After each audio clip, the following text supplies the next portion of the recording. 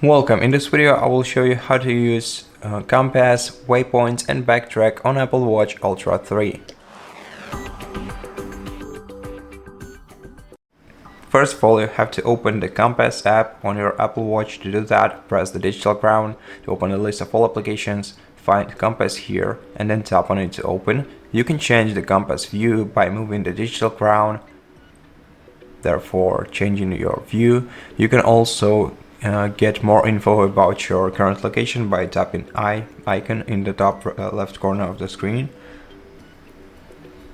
You can also add waypoints and backtrack your path. To add a waypoint, you have to tap in the bottom left corner of the screen. Then you can add some details to your waypoint. For example, you can change the name of it in here by changing the data that you see here. For example, let's set it as the home waypoint. To do that, I gotta say home, then click done. Then you can choose the icon, confirm the location and the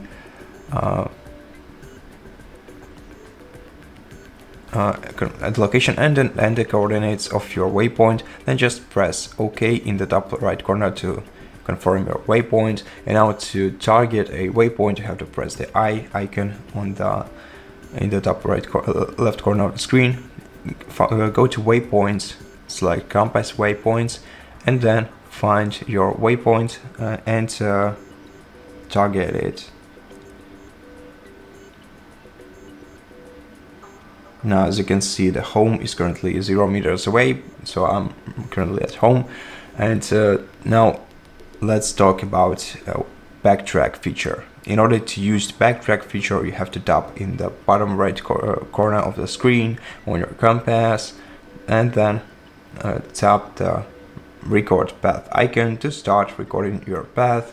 Now, once you completed your path, you have to tap this icon once again and select retrace path to see how you can go back to your initial location.